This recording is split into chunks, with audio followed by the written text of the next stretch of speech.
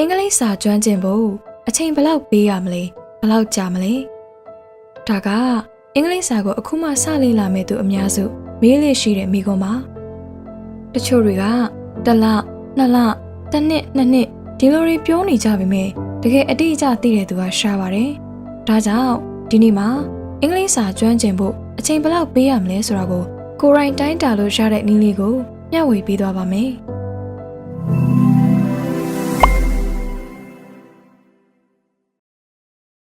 ကျမတို့ခီးတစ်ခုသွားတော့မယ်ဆိုရင်လက်ရှိကိုရောက်နေတဲ့နေရာကိုသိဖို့လိုပါတယ်။ဒါမှကိုသွားကျင်တဲ့နေရာကိုရောက်ဖို့အချိန်ဘယ်လောက်ကြာမလဲခံမှန်းနိုင်မှာပါ။ဒီလိုပါပဲအင်္ဂလိပ်စာလေ့လာတဲ့နေရာမှာလည်းလက်ရှိကိုရဲ့ level ကိုသိထားမှကိုရောက်ချင်တဲ့ level ကိုရောက်ဖို့အချိန်ဘယ်လောက်ပေးရမလဲတွက်လို့ရမှာဖြစ်ပါတယ်။ဟုတ်ပြီ။ဒါဆိုရင်ကျမအခုပြောတဲ့ level ဆိုတာကိုဘယ်လိုစနစ်နဲ့တိုင်းတာနိုင်လဲ။ level ကရောဘယ်နှခုရှိလဲ။ကျမအဆက်ရှင်းပြပါမယ်။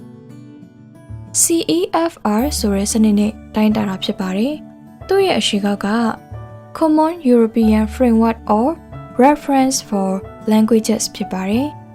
။ CEFR မှာဆိုရင် A1, A2, B1, B2, C1 နဲ့ C2 ဆိုပြီးတော့ level 6ခုရှိပါတယ်။ A1 ကို Elementary, A2 ကို Pre-Intermediate, B1 ကို Intermediate, B2 ကိုတော့ Upper Intermediate C1 မှာဆိုရင်တော့ Advanced နဲ့ C2 ကို Proficiency လို့သတ်မှတ်ထားပါတယ်။ကဲဒါဆိုရင်တကယ်ချင်းအနေနဲ့ဘယ်လိုစနစ်နဲ့တိုင်းတာတာလဲ level ဘယ်နှခုရှိလဲသိသွားပြီဆိုတော့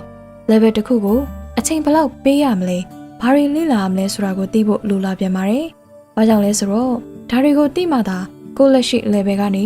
ကိုရောက်ချင်တဲ့ level ကိုရောက်ဖို့အချိန်ဘယ်လောက်ပေးရမလဲဘာတွေကိုဦးစားပေးလေ့လာရမလဲဆိုတာကိုသိမှာပါ။ဒါဆိုရင်အခုကျွန်မဆက်ရှင်းပြပါမယ်။ CEFR A1 CEFR ရဲ့စနစ်အရဆိုရင်တော့ A1 level ပြီးဖို့ကိုပုံမှန်စာကြည့်ချိန်နိုင်ပေါင်း80လောက်လိုအပ်ပါတယ်။ဒီ level မှာဆိုရင်တော့ကျမတို့အနေနဲ့ဖြည်းဖြည်းနဲ့နှီးနှီးပြောရတဲ့ရိုးရှင်းတဲ့စကားလုံးတွေကိုနားလည်အောင်လေ့လာမှာဖြစ်ပါတယ်။ဒါနဲ့မကသေးပဲကို့အနေနဲ့တစ်ဖက်လူကိုဘယ်လိုမျိုးထိရအောင်စကားပြန်ပြောရမယ်။ဘယ်လိုမျိုးနှုတ်ဆက်ရမယ်။ကိုဘယ်လိုမိတ်ဆက်ရမယ်ဆိုတာနဲ့ရိုးရှင်းလွယ်ကူတဲ့စကားလုံးတွေကိုအသုံးအနှုန်းတွေကိုလေ့လာဖို့လိုပါတယ်။နောက်ထပ် CEFR A2 A2 level ပြီးဖို့ဆိုရင်တော့ပုံမှန်စာကြည့်ချိန်နိုင်ပေါင်း180ကနေ200ကြားလိုအပ်ပါတယ်။ဒီ level မှာဆိုရင်တော့ကျမတို့အနေနဲ့အသုံးများတဲ့စကားလုံးအသုံးအနှုန်းတွေကိုအဓိကထားလေ့လာပါမယ်။ရိုးရှင်းတဲ့အကြောင်းအရာတွေကိုအပြန်အလှန်ဆွေးနွေးနိုင်တဲ့အထိလေ့လာမှာပါ။အင်္ဂလိပ်စာကိုအခုမှစပြီးတော့လေ့လာမယ့်သူတွေဆိုရင်A1 နဲ့ A2 ကနေစပြီးတော့လေ့လာသင်ပါတယ်။ဒီ level နှစ်ခုပြီးသွားပြီဆိုရင်လူသုံးများတဲ့စကားလုံးအသုံးအနှုန်းတွေဝေါ်ဟာရတွေကိုသိနေတဲ့အတွက်ကိုယ့်ရဲ့အတွေးအမြင်တွေကိုအလာပါတလာပါပြောတဲ့အခါမျိုးမှာသေချာပြောနိုင်ပါလိမ့်မယ်။ကိုလေ့လာထားတဲ့အရာတွေကနည်းနေသေးမယ်ဆိုပေမဲ့ကိုနဲ့ရင်းနှီးနေတဲ့အကြောင်းအရာတွေကိုရိုးရှင်းရှင်းနဲ့ပြောနိုင်မှာဖြစ်တဲ့အတွက်အင်္ဂလိပ်လိုပြောဖို့လိုတဲ့တာမန်အခြေအနေတစ်ခုကိုတော့ကောင်းကောင်းကိုင်တွယ်နိုင်ပါလိမ့်မယ်။နောက်ထပ်CEFR B1 B1 level ပြီးဖို့ဆိုရင်တော့ပုံမှန်စာကြည့်ချိန်နိုင်350ကနေနိုင်400ကြာလိုအပ်ပါတယ်။ဒီ level မှာဆိုရင်ကိုနဲ့ရင်းနှီးပြီးသားအကြောင်းအရာတွေကိုအရင်ကထပ်ပို့ပြီးတော့ကောင်းကောင်းမွန်မွန်ပြောနိုင်အောင်လေ့လာပါမယ်။ပြီးတော့ကျမတို့အနေနဲ့ခရီးသွားတဲ့အခါအသုံးများတဲ့စကားတွေကိုဖြစ်ချင်တဲ့ရည်ရွယ်ချက်တွေကိုရှင်းမှန်းချက်တွေကိုပြောတဲ့အခါအသုံးဝင်တဲ့ဝေါ်ဟာရတွေကိုသိဖို့လိုပါတယ်။ပြီးတော့writing ဘိုင်းမှာဆိုရင်လေကိုသိထားတဲ့အကြောင်းတွေကိုတိုနဲ့ရှင်းရှင်းရေးနိုင်အောင်ကြိုးစားပါမယ်။နောက်ထပ် CEFR B2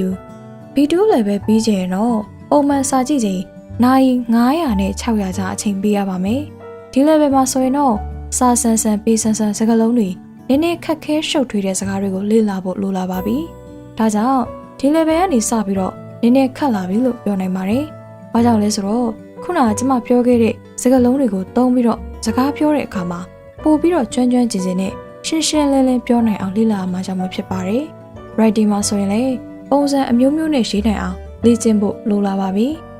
။ဒီမှာကျွန်မအကြံပေးချင်တာတစ်ခုက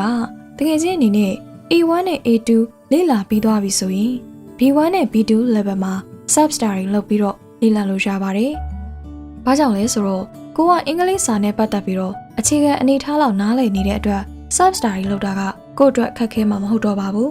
ပြီးတော့တကယ်ချင်းအနေနဲ့ B1 နဲ့ B2 level ပြီးသွားပြီဆိုရင်အင်္ဂလိပ်စာစကားပြောတဲ့နေရာမှာတော်တော်လေးကိုပြောနိုင်တဲ့အနေအထားဖြစ်နေပါလိမ့်မယ်ဒါပေမဲ့အရန်တော့ချောချောမွေ့မွေ့တော့မဖြစ်သေးဘူးပေါ့နော်ဒီထက်ပိုပြီးတော့ချောချောမွေ့မွေ့ပြောချင်ရင် C1 နဲ့ C2 ကိုဆက်ပြီးတော့လေ့လာပါမယ်ဒါဆိုရင် CEFR C1 အကြောင်းလေးပြောအောင်နော် C1 level ပြီးအောင်အတွက်ပုံမှန်စာကြည့်ချိန်နိုင်900ကနေ800ကျလိုအပ်ပါတယ်ဒီ level မှာဆိုရင်တော့ရှည်လျားပြီးတော့ရှုပ်ထွေးတဲ့စာတွေကိုနားလည်သဘောပေါက်အောင်လေ့လာပါမယ်ပြီးတော့ကျမတို့အနေနဲ့စကားပြောတဲ့အခါမှာပို့ပြီးတော့ချောချောမွေ့မွေ့နဲ့ပြောနိုင်အောင်လေ့လာဖို့လိုတဲ့အပြင်ကိုယ်နဲ့မရင်းနှီးသေးတဲ့အကြောင်းအရာတွေကိုပြောတဲ့အခါမှာလည်းသေချာပြောနိုင်အောင်လေ့ကျင့်ဖို့လိုပါတယ် writing ဘိုင်းမှာလည်း grammar စည်းမျဉ်းတွေအကုန်လုံးကိုသုံးပြီးတော့ပို့ပြီးတော့ရှင်းလင်းပြတ်သားပြီးတော့တိကျတဲ့စာတွေကိုရေးနိုင်အောင်ကြိုးစားပါမယ်တကယ်လို့တကယ်ချင်းကနိုင်ငံခြားမှာအလုပ်သွားလုပ်ဖို့ပဲဖြစ်ဖြစ်ကျောင်းသွားတက်ဖို့ပဲဖြစ်ဖြစ်အစီအစဉ်ရှိတယ်ဆိုရင်အနည်းဆုံး C1 level လောက်တော့လေ့လာထားသင့်ပါတယ်ဒါမှအလုပ်မှာနိုင်ငံခြားသားတွေနဲ့ဆက်သွယ်တဲ့အခါမှာလုပ်ဖို့ကိုင်ဘတ်အချင်းချင်းဆွေးနွေးတဲ့အခါတွေနဲ့အစည်းအဝေးတွေမှာတင်ပြစရာရှိတဲ့အခါတွေမှာအကောင်းဆုံးလုပ်နိုင်မှာပဲဖြစ်ပါတယ်ဒီလိုပါပဲကျောင်းတက်မယ်ဆိုရင်လည်းဆရာဆရာမတွေသင်တဲ့စာတွေကိုနားလေလွယ်ပြီးတော့ကိုယ်အတန်းပေါ်တငယ်ချင်းတွေနဲ့လည်းကောင်းကောင်းမွန်မွန်ပြောဆိုပေါင်းသင်နိုင်ပါလိမ့်မယ်နောက်ထပ် CEFR C2 C2 level ပြီးဖို့ဆိုရင်ပုံမှန်စာကြည့်ချိန်နိုင်ပေါင်း1000ကနေနိုင်ပေါင်း1200အထိလိုအပ်မှာပဲဖြစ်ပါတယ်ဒီ level မှာဆိုရင်ကျမတို့အနေနဲ့အင်္ဂလိပ်စာနဲ့ဆိုင်တဲ့အကြောင်းအရာအများစုကိုနားလည်နိုင်အောင်ကြိုးစားပါမယ်စာရေးတဲ့အခါရောစကားပြောတဲ့အခါမှာပါအင်္ဂလိပ်စာကိုအထက်အငေါ့မရှိဘဲကိုယ့်ရဲ့မိခင်ဘာသာစကားတစ်ခုလိုပြည့်သုံးနိုင်လာတဲ့အထိလေ့ကျင့်ရမှာဖြစ်ပါတယ်တကယ်လို့တကယ်ချင်းက C1 နဲ့ C2 level ပြီးသွားပြီဆိုရင်တော့လုံးဝကိုအင်္ဂလိပ်စာမှာကျွမ်းကျင်တဲ့အနေအထားရှောက်သွားပါပြီဒါကြောင့်ကျမတို့တွေအနေနဲ့ရှုပ်ထွေးတဲ့အကြောင်းအရာတွေကိုလည်းကျွမ်းကျင်နဲ့ပြောနိုင်မှာဖြစ်ပြီးတော့ native speaker တွေနဲ့ပါအထက်အငေါ့မရှိဆက်သွယ်ပြောဆိုနိုင်ပါလိမ့်မယ်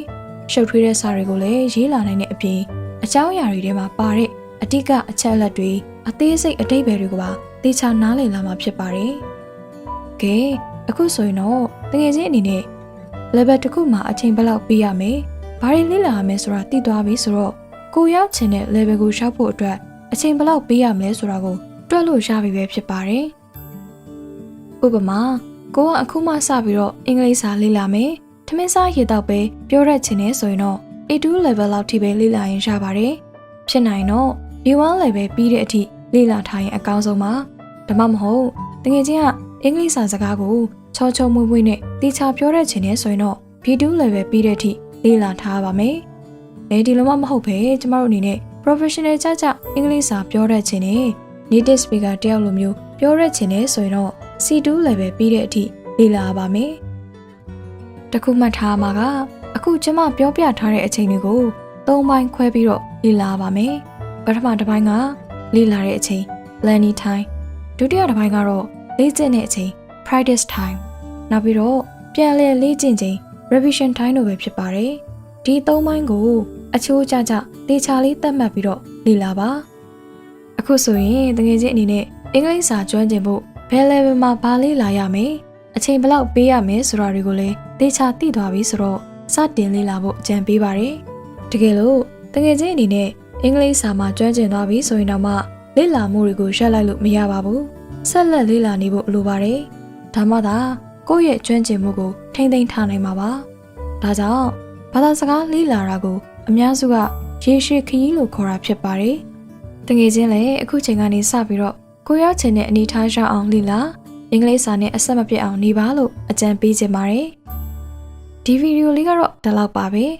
See you all again in the next video. Bye bye everyone.